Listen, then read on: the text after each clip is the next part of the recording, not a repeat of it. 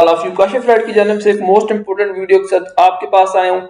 आपके साथ Sindh MD cat reconduct के हवाले से बात करने जा रहा हूँ। प्लस हाई कोर्ट की जानिब से एक बहुत ही इंपॉर्टेंट आज हियरिंग सी एक केस था, वहां पर जो है वो यूएचएस के स्टूडेंट की जानिब से केस फाइल किया गया था। उस केस की भी वहां पर समाप्त हुई है। अब उसकी क्या अपडेट है, कोर्ट की जानिब से क्या फाइनल डिसीजन आया और वहां पर बेसिकली बच्चों की जानिब से क्या मिस्टेक हुई है, ये सब कुछ आज की इस वीडियो में डिटेल से डिस्कस करते हैं। तो उससे पहले अगर आप काशिफ राइट्स पे नए हैं तो काशिफ राइट को यहाँ पर सब्सक्राइब कर लें, बेल आइकन पे क्लिक करके नोटिफिकेशन ऑल कर लें। तमाम स्टूडेंट वीडियो को लाजमी लाइक करें। पाकिस्तान में आपका किसी भी रीजन की वजह से एडमिशन नहीं हो रहा, आप अब्रॉड में इन कंट्रीज की पीएमडीसी अप्रूव्ड मेडिकल यूनिवर्सिटीज में एडमिशन लेना चाहते हैं, उसके लिए हमारा ऑफिशियल व्हाट्सएप दिया गया, यहाँ आप इस पे कॉन्टेक्ट कर सकते हैं। अब आ जाते हैं मेन टॉपिक पे। देखिए यहाँ पर ये जो बहुत ही अब कह लें कि कॉम्प्लिकेटेड कॉम्प्लेक्स सिचुएशन बन चुकी है, पार्टिकुलरली इस्लामाबाद हाई कोर्ट के डिसीजन के बाद कि एमडी कैट इस्लामाबाद में रिकंडक्ट किया जाए और रिकंडक्ट भी उस डिफिकल्टी इंडेक्स या उस लेवल पर किया जाए जो कि बेसिकली यूएचएस की जानिब से था। और अब अल्टीमेटली उसके रिजल्ट में वो बेशुमार बच्चे जो अपनी आंखों में एडमिशन के डॉक्टर बनने के ख्वाब सजाए बैठे थे,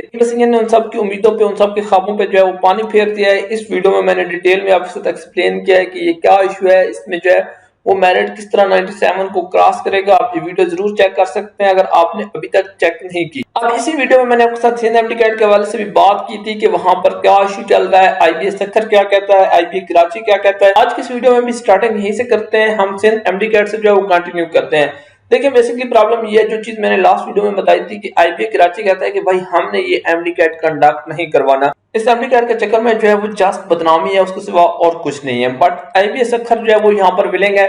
उसने कहा है कि ठीक है जी, हम एमडी कैट कंडक्ट करवा लेते हैं। हाई कोर्ट ने कहा है कि इंटरनल सिंध में other than Karachi IBA Sukkur की रिस्पांसिबिलिटी है, तो कराची के लिए ये आईबीए कराची की रिस्पांसिबिलिटी होगी। बट आईबीए कराची जिस तरह मैंने कहा कि विलिंग नहीं है। अब आईबीए सक्खर कहता है कि ठीक है, अगर आप हमें पूरे सिंध के लिए भी जो है एमडी कैट कंडक्ट करवाना चाहते हैं, हमें ये रिस्पांसिबिलिटी देते हैं, तो ओके, हमें कोई इशू नहीं है। बट अभी तक सिचुएशन ये है कि आपकी हेल्थ मिनिस्ट्री, आपकी बोर्ड, यूनिवर्सिटीज की जो मिनिस्ट्री और आईबीए सक्खर के दरमियान कोऑर्डिनेशन ना होने या फिर राब्तों के फुकदान या गैर संजीदा रवैये की वजह से ये भी डिसाइड नहीं हो सका कि आपका एमडी कैट किस डेट को कंडक्ट होना है और किसने कंडक्ट करवाना है। ठीक है, मतलब बात वही है कि आईबीए सक्खर ने तो अपनी रिस्पांसिबिलिटी ले ली, बट कराची डिवीजन का क्या बनेगा, वहां पर कौन ये टेस्ट कंडक्ट करेगा, ये चीज भी अभी तक डिसाइड नहीं हुई।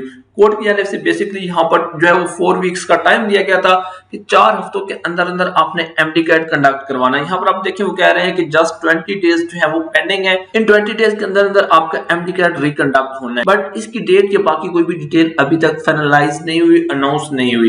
मोस्ट इंपोर्टेंट चीज यहाँ पर यह है कि आईबीए सक्खर के पास जो है वो इंटरमीडिएट लेवल का आपके एफएससी प्री मेडिकल का जो है वो क्वेश्चन बैंक ही मौजूद नहीं है वहां पर। ठीक है, कोर्ट ने तो कह दिया, बट जब क्वेश्चन बैंक ही नहीं है तो वो ये टेस्ट कैसे कंडक्ट करेंगे, इस पर भी एक बड़ा सवालिया निशान है। एक और इम्पोर्टेंट चीज यहाँ पर आपको ये भी मेंशन करते चलूं कि अभी तक ये डिसाइड नहीं हुआ कि टेस्ट किसने कंडक्ट करना है।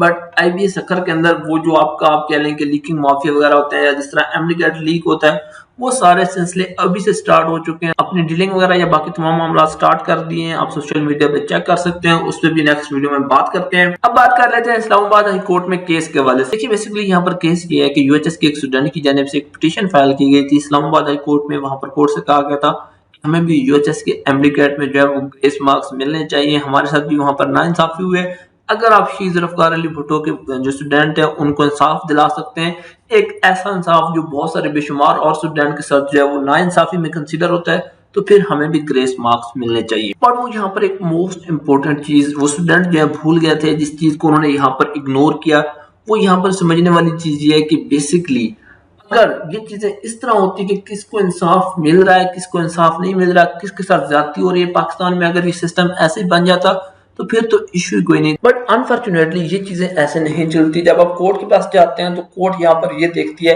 कि भाई आप कितने पावरफुल हैं, आपके जो आपकी जो है वो कितने इन्फ्लुएंस है, उसके अकॉर्डिंग आपको यहाँ पर इंसाफ मिलता है। बेस्ट एग्जांपल ये है कि 2023 में 22 में यूएचएस का टेस्ट बहुत मुश्किल होता था, शी जुल्फकार अली भुट्टो का बहुत ईजी होता था, बट किसी ने वहां पर कोई ऑब्जेक्शन नहीं किया। बट 2024 में जैसे चीजें रिवर्स हुई तो एक टेस्ट को जस्ट और जस्ट इस बेस पे जो है वो कैंसिल कर दिया गया कि वहां पर वो टेस्ट मुश्किल था और मुश्किल होने की वजह से इस टेस्ट को रिकंडक्ट करवाया। देखिए अब जिन स्टूडेंट की जानिब से ये पिटीशन फाइल की गई थी उनको भी बेसिकली लगा कि शायद मुझे भी उसी तरह वही इंसाफ मिल जाए जो इस्लामाबाद के स्टूडेंट को मिला है। बट अनफॉर्चुनेटली वो मोस्ट इंपॉर्टेंट चीज यहाँ पर भूल गए कि इस्लामाबाद के जितने भी स्टूडेंट है वो तमाम के तमाम स्टूडेंट बहुत पावरफुल हैं, उनकी बहुत ज्यादा इन्फ्लुएंस है। हर एक किसी न किसी ब्यूरोक्रेट का जो है आप कह लें कि बेटा भतीजा भांजा है। डेफिनेटली ये रियलिटी हर एक को पता है। आप इस्लामाबाद की टेरिटरी में लोकेटेड है, वहाँ के अगर आप स्टैटिस्टिक्स वगैरह बाकी तमाम मामला को देखें तो उनके लिए इंसाफ का पैमाना मुख्तलिफ है। जो बाकी आम पाकिस्तानी है हमारे जैसे, हम सब के लिए इंसाफ का एक और पैमाना है। तो अब इस केस का ये जो बेसिकली है, यहाँ पर देखें कोर्ट ने डिसाइड ये किया है कि ये पिटीशन सुनने की बजाय सिंपली कोर्ट की जानिब से इसको डिसमिस कर दिया गया है।